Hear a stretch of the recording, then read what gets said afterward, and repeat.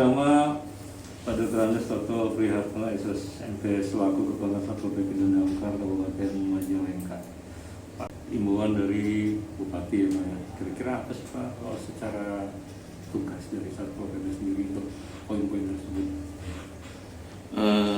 Karena imbauan Pak Bupati itu dituangkan secara tertulis dalam peraturan Bupati dan surat edaran Bupati ya, yang merujuk kepada instruksi Menteri Dalam Negeri ya, kaitan dengan situasi sekarang ya PPKM. Tentunya kami bersama dengan mitra kami dari Polri, dari TNI melakukan istilahnya melaksanakan apa yang dituangkan dalam ketentuan tersebut. Paling tidak kita lakukan teguran, ya teguran lisan, teguran tertulis. Ya itu ada beberapa ketentuan baik ke objek wisata harus seperti apa, ya ketentuannya. Terus juga ke pusat perniagaan, baik pasar, niaga retail ya kayak Indomaret, Alfamart gitu kan, dan niaga mikro gitu ya. Itu kan ada ketentuan jam bukanya, jam tutupnya, jumlah yang berbelanjanya juga, terus termasuk kepada rekan-rekan di masyarakat juga kita ingatkan agar di tempat-tempat ruang mereka menyelenggarakan kegiatan tersedia alat-alat protokol kesehatan, baik itu cuci tangan, hand sanitizer, terus juga masker. Ya, sama itu Pak ya, termogan ya, termogan. Itu kita himbau terus, kita tekankan terus kepada teman-teman ya di masyarakat di beberapa sektor ya, sektor tadi sektor perniagaan, sektor wisata, sektor publik yang lainnya, bahkan di industri juga sama ya. Di industri itu kita ingatkan ya bagaimana mereka menerapkan protokol kesehatan, terutama masker. Jadi kalau Kang Dul melihat gimana sih sekarang masker itu ya ini menarik sebetulnya. Kalau masker itu sudah tidak perlu dibagi lagi, sudah banyak orang sudah punya banyak, kadang-kala di rumahnya mungkin cuman kadang-kala kurang disiplin saja. Ya kalau ada orang naik motor kita tegur, maskernya cuma disakuin gitu. Kalau dagu ada Pak masker cuma disakuin gitu kan. Ya mungkin sementara ini karena mungkin belum terbiasa ataupun misalnya ada karagok jadi asa engam atau kumaha ya. Yang jelas kita terus ingatkan kepada teman-teman. Kalau dari ini kepada masyarakat, untuk masyarakat kota cukup relatif baik menggunakan masker. Responnya bagus ya. Bagus. Terus kalau ya cuman kalau untuk waktu-waktu tertentu saja yang kadang-kala mereka itu agak dikit abai lah, lupa mungkin ya, nongkrong malam minggu kan, nongkrong gitu kan, klub motor nongkrong, lupa dia nggak pakai masker gitu, kita ingatkan. Atau ya kalau di ruang-ruang macam kafe atau macam resto ya, itu kan ada ketentuannya juga, kalau bisa jangan lama-lama lah, ngapain juga lama-lama, itu kan dia makan minum selesai keluar pakai masker juga, di protokol kesehatan diterapkan di sana. Di objek wisata juga demikian, kita selalu berkoordinasi dengan Dinas Pariwisata Budaya agar kepada para pengelola wisata menerapkan protokol kesehatan. Masyarakatnya juga sama untuk dipahami, dan bukan untuk siapa-siapa, untuk masyarakat itu sendiri gitu kan ya, untuk masyarakat sendiri ya. Lumayan kalau sudah sakit kena COVID-nya kan lumayan kan dulu ya. Ya gitu. Tetap aja nangis ya. Ya kan puncaknya waktu bulan apa ya? Puncaknya bulan Juli ya. Ngeri sekali ya, tiap jam itu musola saya saja di tiap jam di dekat rumah itu selalu innalillahi kan. Gitu. Dan di sini kan juga sama Pak, hampir tiap berapa menit ya, ambulan lewat ambulans ya. Kayaknya separah itukah gitu loh. Ya. Jadi Kang Dul, memang kita jangan ngegampangin soal penyakit ini, karena penyakit ini kan sudah dinilai oleh para ahli ya kan, virus ini ada mematikan gitu kan. Kita harus menghindar. Cara yang sederhananya ya tadi masker, cuci tangan gitu kan, terus kitanya juga jaga jarak, jangan terlalu banyak bepergian lah, kalau tidak perlu amat mah gitu kan. Gitu.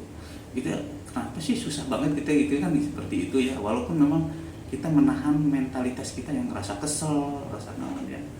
Ya, mudah-mudahan kalau dengan semuanya kompak kita seperti ini, ya badai pasti berlalu lah.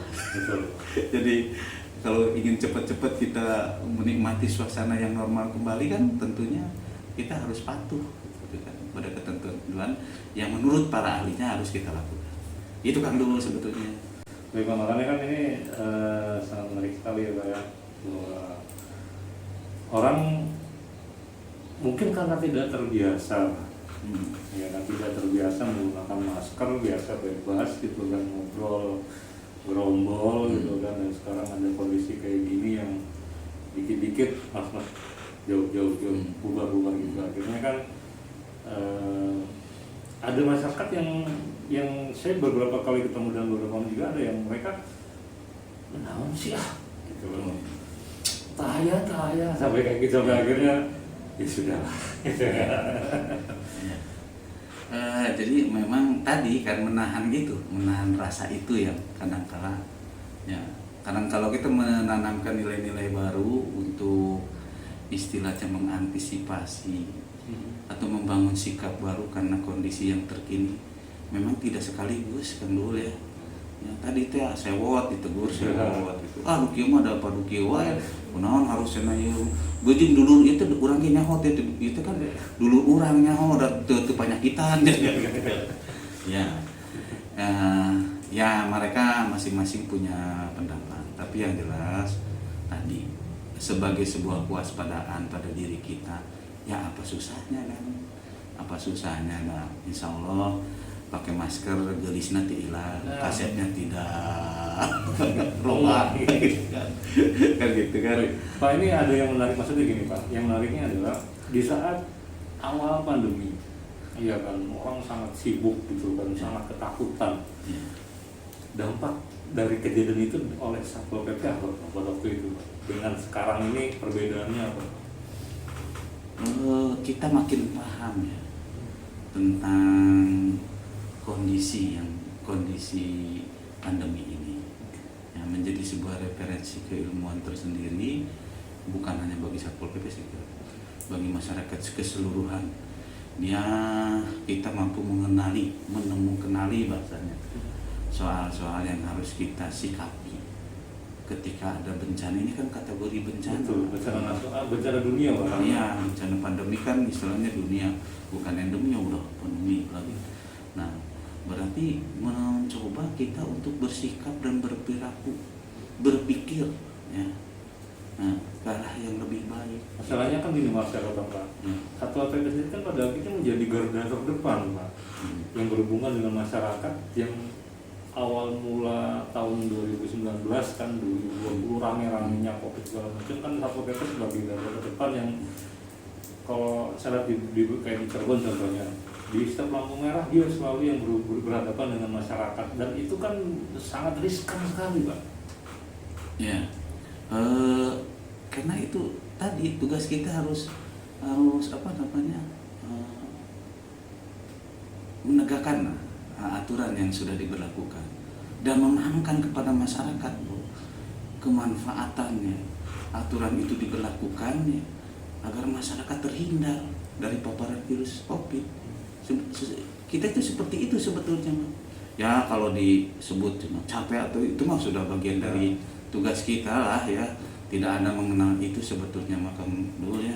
Tapi yang jelas kita ini kan bagian untuk bagaimana masyarakat ini paham kondisi. Ya, kita melindungi masyarakat agar masyarakat kita ya ketika waktu itu hangat-hangatnya, memuncaknya ya kan ngeri juga. Ya, walaupun kita ini juga kadang-kadang ngeri juga kan. Banyak juga dari kita teman-teman kita juga yang kena juga.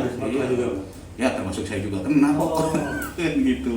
Ya, tapi dengan semangat tentunya ya. Dengan semangat, apalagi saya mengalami bagaimana penyakit ini menerpa saya gitu kan. Ya saya ingin kepada masyarakat memberikan kade omat gitu kan. Ya nah kan gitu ya.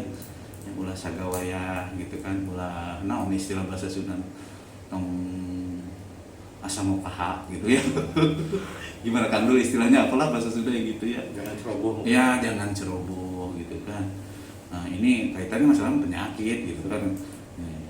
Kalau yang namanya urusan nupi kesenangan mah nggak jadi masalah, ini kan urusan Banyak orang gitu. iya banyak orang gitu kan ini.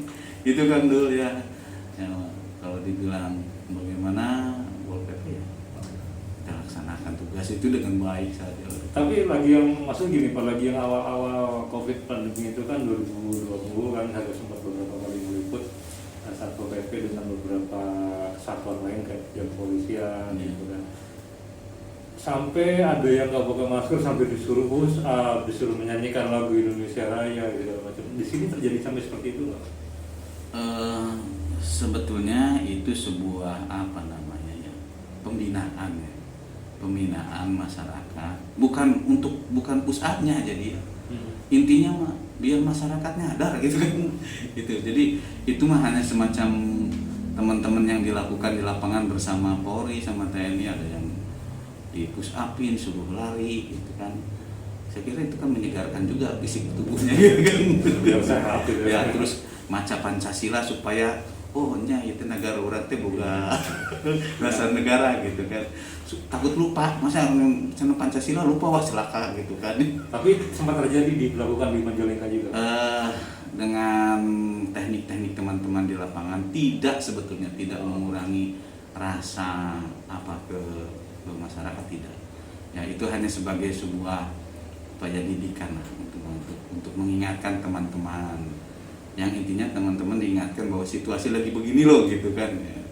Kalau yang push up push up atau lari atau suruh nyanyi atau suruh baca Pancasila, saya kira itu kan sebagai sebuah apa namanya ya, media mereka juga akan segar kan gitu kan, agar segar saja, jadi mereka juga menikmati sebuah sanksi itu dengan tidak ada tekanan gitu kan.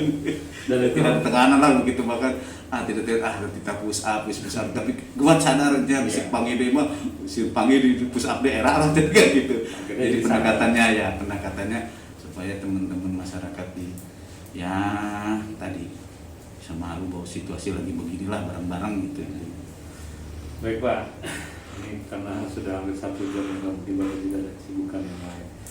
Yang terakhir Pak, harapan Bapak sebagai Pak Kasat Pol kepada masyarakat Majalengka dan sekitarnya apa Pak kira-kira? Iya, harapan kami kepada masyarakat Majalengka, khususnya para pemirsa Radio Gama 106,5 FM ini, yuk kita bareng-bareng mematuhi ketentuan yang diberlakukan oleh pemerintah, bareng-bareng menertibkan ada sesuatu hal yang tidak tertib, bareng-bareng mengisi ruang-ruang pemikiran kepada pemerintah Kabupaten Majalengka yang saat ini tengah giat membangun, sehingga masyarakat Majalengka menjadi masyarakat yang berbudaya menuju masyarakat yang raharja, sehingga terciptalah Majalengka raharja, betul-betul dirasakan kepada masyarakat. Demikian kan Bu. Hatur nuhun Pak atas waktunya, sudah ngobrol-ngobrol 1 jam yang kerasa saking serunya. Nanti boleh Pak kalau misalkan tadi ada program selanjutnya dari Satpol PP dan Damkar, boleh nanti dikondisikan, nanti kita bicarakan kira-kira mau dibikin seperti apa, boleh jangan dibuat himbauan juga kepada masyarakat yang lain. Mudah-mudahan obrolan hari ini bermanfaat. Amin. Hatur nuhun Pak. Terima kasih banyak. Assalamualaikum warahmatullahi wabarakatuh. Waalaikumsalam warahmatullahi wabarakatuh.